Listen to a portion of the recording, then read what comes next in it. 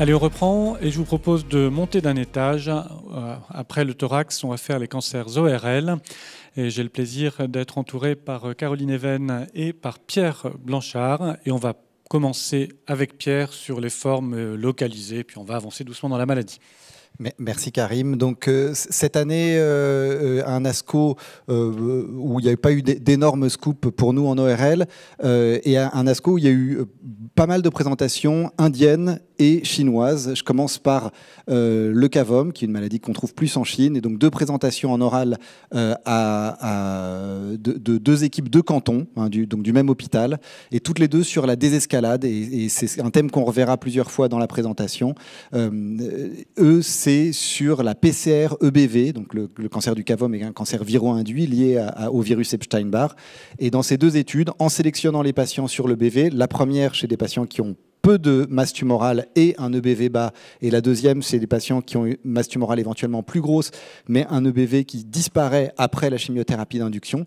Il montre dans la première, et vous voyez les courbes qui sont présentées là, que la radiothérapie seule est aussi bien que la radiochimiothérapie concomitante, avec moins de toxicité, et dans la deuxième, qu'on peut diminuer la dose de radiothérapie avec une PFS à 2 ans qui est tout à fait satisfaisante de 95%. Alors la seule des 2 études qui était randomisée, c'est celle d'en haut. Et faut quand même remarquer que c'est principalement une étude monocentrique, essentiellement dans le centre de Canton, que la marge de non-infériorité est grosse et que ça nécessite d'avoir la PCR-EBV de manière standardisée, ce qui n'est pas facile, et une radiothérapie très performante. C'est un organe pour lequel la radiothérapie est complexe et pour lequel nous, on recommande toujours une centralisation des traitements. Peut-être une ou 2 questions ou commentaires. Est-ce que ça fait changer vos pratiques déjà ou non ? Alors, je ne prends probablement pas à ce niveau-là, mais ce qui doit changer les pratiques petit à petit, c'est l'inclusion de cette PCR-EBV que nous, on fait en routine à l'IGR. Et puis, on s'adapte effectivement plus à la masse tumorale qu'à la PCR-EBV. C'est un examen difficile avec une harmonisation qui est difficile. Et peut-être deuxième question courte, est-ce que vous êtes surpris ou non par des bons résultats pour des patients T3, certes sélectionnés comme ayant une charge virale faible, ou est-ce que c'est ce que vous attendiez ? Alors, on attend ce genre de résultats, pas forcément 95% de PFS à 2 ans, ça c'est très élevé, mais on attend des résultats bons. Le cancer du CAVOM, c'est un cancer dont les taux de contrôle sont élevés, même sur des stades relativement avancés pour lesquels le traitement est compliqué et nécessite vraiment de l'expérience et une centralisation. C'est un cancer qui survient chez des sujets jeunes avec un traitement toxique, donc je pense vraiment qu'il faut les centraliser, ces patients. Si je continue, on passe de la Chine à l'Inde, un essai dans une population très importante, qui est les populations des patients qui sont inéligibles au cisplatine et qui sont quasiment toujours exclus des essais randomisés. Vous voyez ici les causes d'inéligibilité qui avaient été retenues par ce groupe-là, des causes classiques. Et ils ont fait un essai pragmatique qui a inclus des patients post-op et des patients avec tumeur en place, où ils ont fait de la radiothérapie plus ou moins du docétaxel hebdomadaire à 15 mg mètre carré. Ils n'ont pas atteint leur nombre de patients prévus, que 356 patients. Et ce qu'il faut remarquer, c'est déjà que les patients avaient souvent de multiples causes d'inéligibilité au cisplatine. Ce n'est pas juste une, c'est souvent des patients qui sont comorbides, fatigués, avec le rein qui est un peu fatigué aussi.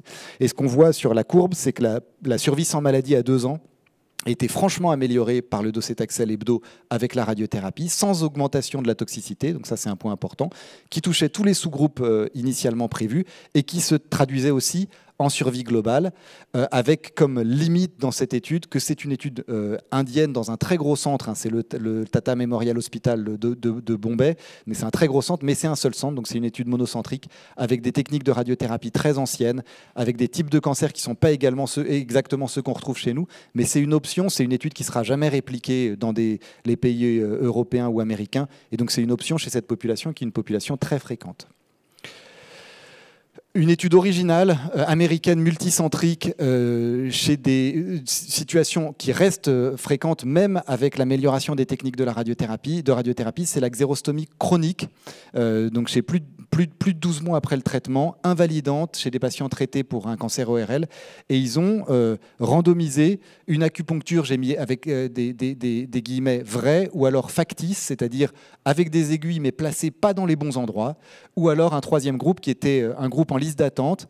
Et vous voyez brièvement, qu'on voit une amélioration de l'axérostomie à 4 semaines, 8 semaines et 12 semaines chez des patients qui, au-delà de 12 mois après le traitement, sont censés avoir une xérostomie qui est stable et malheureusement qui ne s'améliorera pas. Et là, une amélioration significative. Le truc surprenant, c'est qu'on voit que le groupe rouge, qui est le groupe avec la procédure, j'ai écrit factice, et je pense qu'on peut discuter le terme, mais finalement a un bénéfice qui rejoint progressivement celui du groupe avec l'acupuncture vraie. Mais ça montre un bénéfice et ça c'est quelque chose d'important. C'est des patients, une toxicité qui est très, très significative pour les patients et c'est quelque chose dont nous on a la chance de pouvoir bénéficier à l'IGR et de pouvoir faire bénéficier nos patients et quelque chose de, je pense, important. Et dernier point avant de passer la parole à Caroline, c'est un nouveau sur de la PCR et du monitoring des cancers. Vous savez que les cancers de l'oropharynx sont souvent liés à l'HPV et c'est en grande majorité dans les pays du nord de l'Europe et des États-Unis, mais c'est aussi la majorité maintenant en France. Et ils ont mesuré dans cette étude prospective randomisée du NRG, en gros la PCR-EBV dans le tissu, le HPV, excusez-moi, dans le tissu, avant traitement, à 2 semaines et 1 mois après le traitement. Et ce qu'ils remarquent, c'est que le comportement à 2 semaines, donc pendant le traitement, est un petit peu erratique, notamment chez les patients qui ne reçoivent pas de chimiothérapie, mais qu'après le traitement, dans le mois qui suit le traitement, il y a eu d'une part une diminution et le taux devient indétectable chez la grande majorité des patients. Puis surtout, chez ceux chez qui c'est indétectable, ils ont des taux de survie sans progression et de contrôle locorégional qui sont très élevés 2 ans après le traitement. Donc un biomarqueur qui va être très utile pour suivre ces patients et c'était l'objet d'un PHRC qu'on a déposé pour essayer de suivre ces patients sur la PCR HPV. Donc clairement, ce sera utilisé à l'avenir. Merci beaucoup Pierre. Allez, on enchaîne. Caro, si tu veux bien. Donc on va rester sur l'ADN tumoral circulant et donc la place de la biopsie liquide dans l'évaluation de la maladie minimale résiduelle. Donc on se place chez des patients qui ne sont pas que HPV+, tout carcinome épidermoïde. Donc ils réalisaient des prélèvements de sang avant chirurgie, après chirurgie, avant traitement et après traitement adjuvant et dans le cadre du suivi. Et en même temps, lors de la chirurgie, donc ils prélevaient un échantillon tumoral pour déterminer une signature moléculaire personnalisée et ils allaient donc rechercher cette signature sur l'ADN tumoral circulant. On voit qu'à baseline, sur les 46 patients évalués, il y en a 39 qui sont positifs et il va y avoir 11 rechutes qui vont être détectées par l'ADN tumoral circulant et globalement 4 mois avant la mise en évidence morphologique ou clinique. Donc, ce qu'on peut dire, c'est que c'est faisable. D'abord, on avait très peu d'études sur l'ADN tumoral circulant dans les carcinomes épidermoïdo-IRL. Donc, c'est faisable. C'est détectable chez 87% des patients. Et on voit qu'il y a une sensibilité pour détecter les rechutes de 100% et plutôt que la présentation clinique. Après, on n'a pas du tout d'évaluation pronostique de cet ADN tumoral circulant. Et de même, on ne sait pas si le détecter avant permet d'améliorer le bénéfice des patients, donc ça nécessite d'être complété par d'autres études.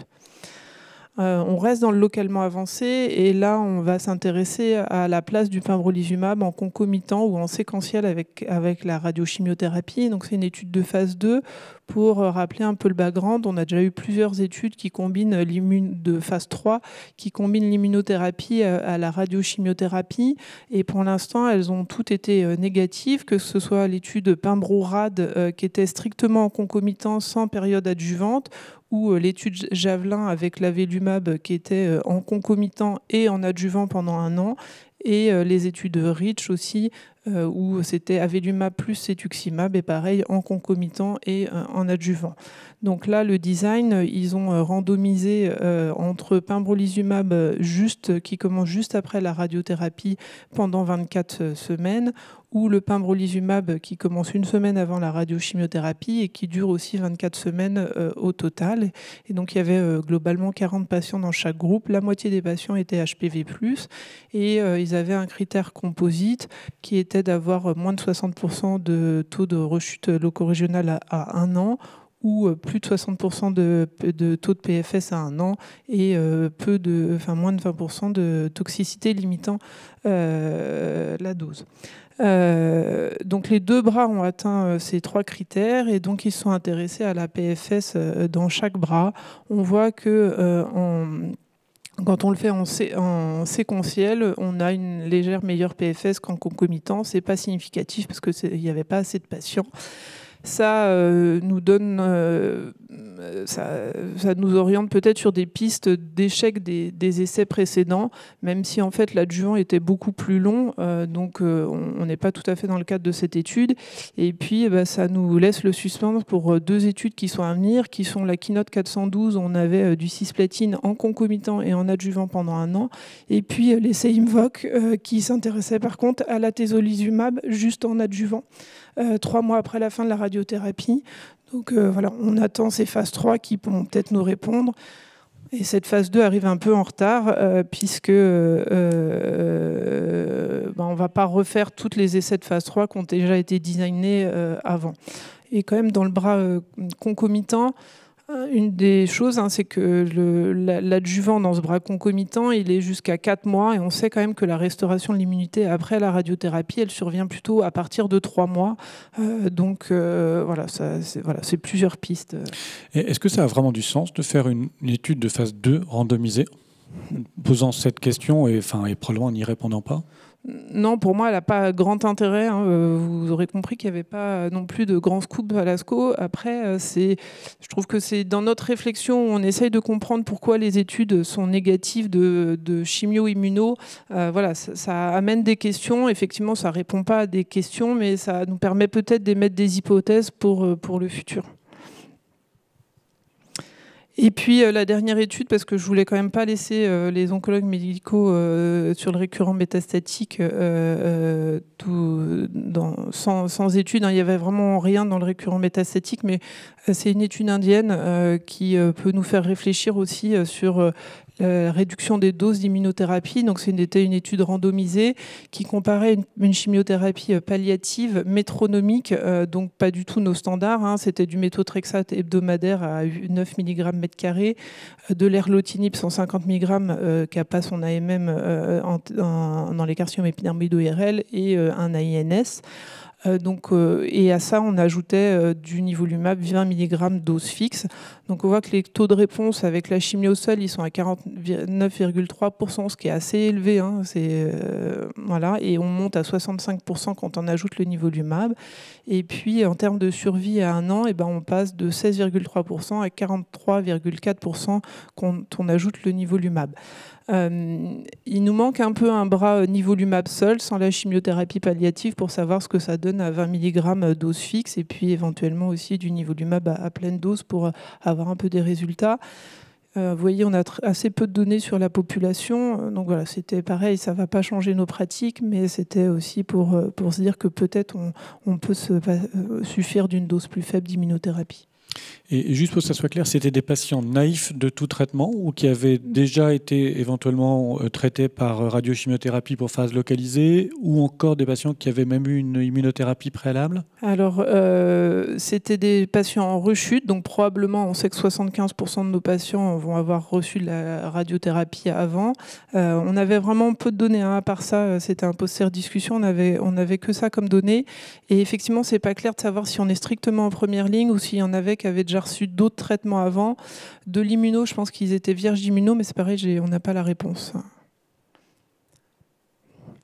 Et puis voilà, c'était pour conclure. Super, merci beaucoup. Est-ce qu'il y a des questions sur les cancers de la tête et du cou ? J'essaie de voir. Non, ça n'a pas l'air d'être le cas. Moi, j'ai posé les miennes au fur et à mesure. Bon, super, on va vous libérer. Merci beaucoup à tous les deux. Et puis, on se retrouve dans quelques minutes pour les tumeurs cutanées, si je me souviens bien. Oui, c'est ça. Donc, à tout de suite.